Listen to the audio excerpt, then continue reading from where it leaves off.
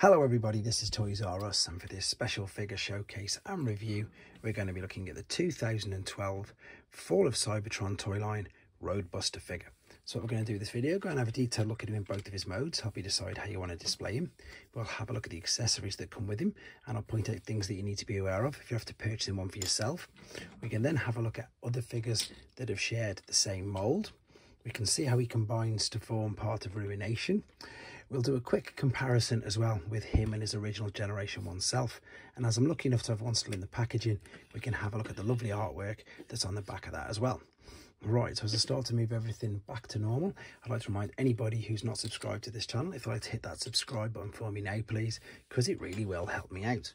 And we're going to start off doing something slightly different. We're going to start off by looking at him in his alternate mode. Now, the alternate mode, it's not got a specific name or specific, I suppose, category of what it is. It just looks, I suppose, like a bit of a Cybertronian SUV vehicle, and it's not too bad. I mean, it's crazy that this figure, you know, is 11 years old at the time of me making this video. The big difference you see now between these and the newer deluxe figures is though these do feel really, really light, and they are very, very hollow. You can pretty much see that straight away. But there's some good detail on it. As I say, the colour scheme on this just works. We've got the orange Autobot logo there with the blue on the wheels, on the rims. It doesn't necessarily matter about the fact, of course, that they're all the same colour, because why would you have tyres on Cybertron? As I said, though, it is really quite hollow on the underside. Now, this is also, as I say, a combiner limb, and it's really quite simple to make him a leg. This is a bit like Scramble City. You can see, obviously, in Ruination there, we've got him as an arm, but he does have the capabilities of being any limb, to be fair, and these double up as feet when he's going to be combined as well. And then all you would do is you'd just take this out of there, fold this up, and you'd attach that to the bottom of Ruination there, and he becomes a foot. And to be honest, he's much more stable being a foot. I've just got him in that because that's obviously how he's supposed to be displayed. There is your connector there. It is tucked away underneath, really easy and nice and safe. You can probably already make out as well that there's the hands, but the rest of it seems to be tucked away quite nice. Now, he comes with two accessories, which is different to what Swindle had. I'm just going to lower this a fraction just so we can see a bit more now. Swindle only came with the one accessory, which was pretty much the same as this gun. Now, you can see the good thing about this is that you've got multiple 5mm ports, so when he's in robot mode, it can be held in loads of different ways. In this particular mode, the only way you're going to use it is by popping it in to this right there, which, to be honest, it still looks good. It's not too bad. Let me just turn that out of the way to get rid of the glare. Whereas he's got a new weapon, and I haven't played the game, I've got to confess. It's on my list of things to do of the Fall of Cybertron game, and this is, of course, based on the Energon Harvester, and it's good because what you can do, it's way better than the MechTech ones that they had. You can slide this out and in, see, so that works as well. There you go, out and in, and which also means that you can attach it to the roof of this with the large 5mm peg, and then again, indeed, you can pop this on however you wanted. So it looks a little bit daft like that, I'm not going to lie, it definitely does, but it's also, as I say, multifunctional because you can still do the movement and perform the actions with it. The only problem with this is, as you can see when I press down, that because the front is completely, I suppose it's not separate, but this is obviously the legs, and this will be the upper body. If you press down too much on there, then this does tend to separate from there.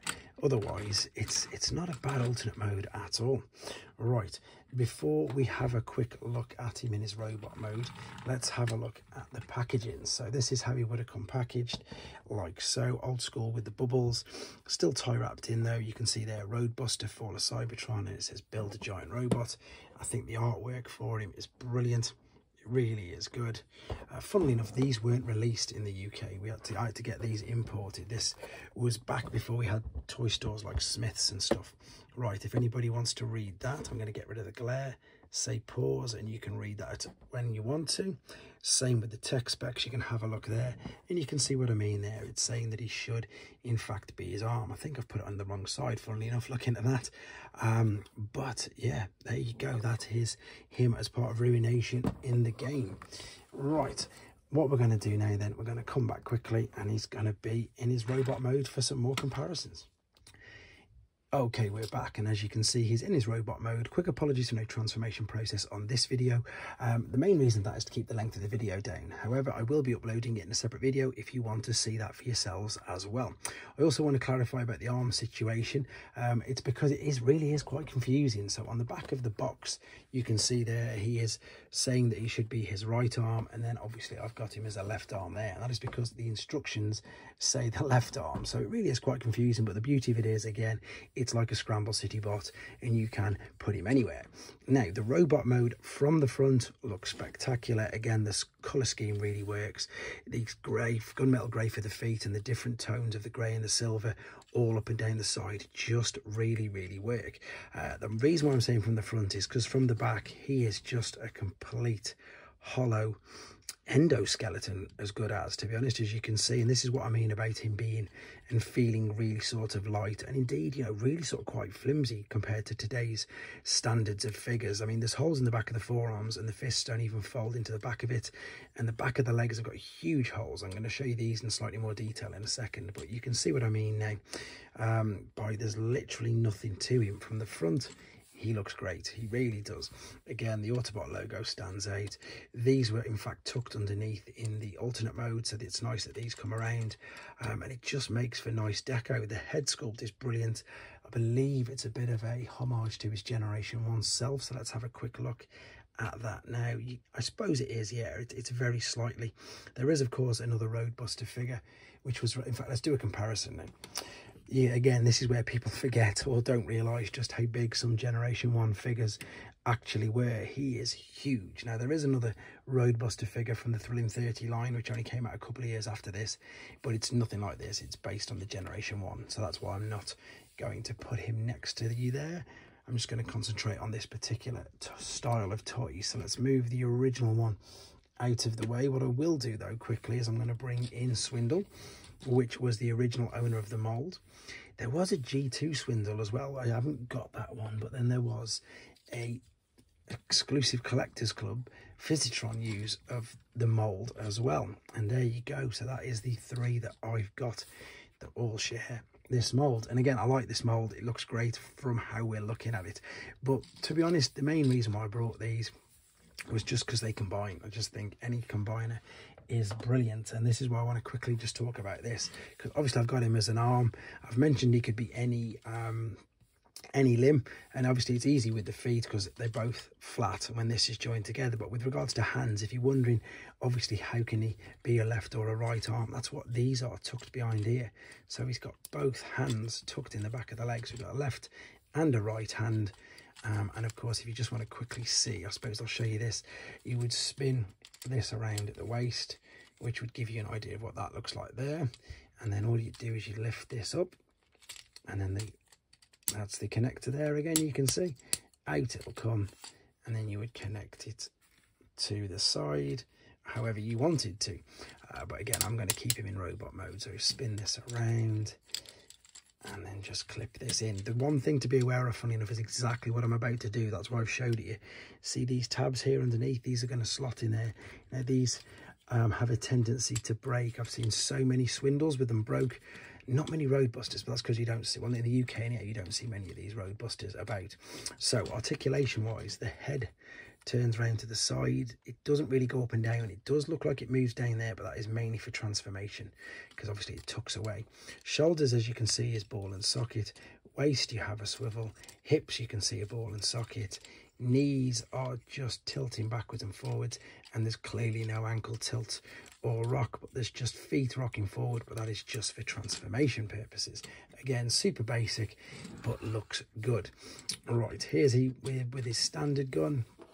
And then here he is with his other gun. There is, of course, I should have showed you that ball and socket at the biceps, but because this weapon is so big, and I thought it was going to fall down. No, it has managed to stay. Sometimes with the bigger weapons, they do drop down, but it's managed to hold.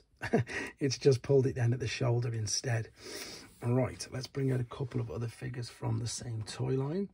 So they all had massively oversized chests, to be honest. There is Jazz. there is Swindle. I was gonna bring out Sideswipe, but it's the same mold, so I'm gonna bring out a slightly different one. And as I say, I've seen the pictures, I've played with the toys, I just haven't actually got around to sitting down and playing the game fully. This is Air Raid, believe it or not. Great colour scheme with him as well. Right, let's just pop him back out of the way. To be honest, I think I've covered all bases with this. Whether or not we're going to get a new version of him, who knows. They do seem to be revisiting this toy line. It is a very exciting time at the moment, but just for this particular video I wanted to show you the original. There he is. Well, the original from Fall of Cybertron, shall we say. There he is. This is the 2012 Fall of Cybertron Roadbuster figure. Let me know what you think in the comments, guys. Would you like an update of him, and would you like him to combine? Take care.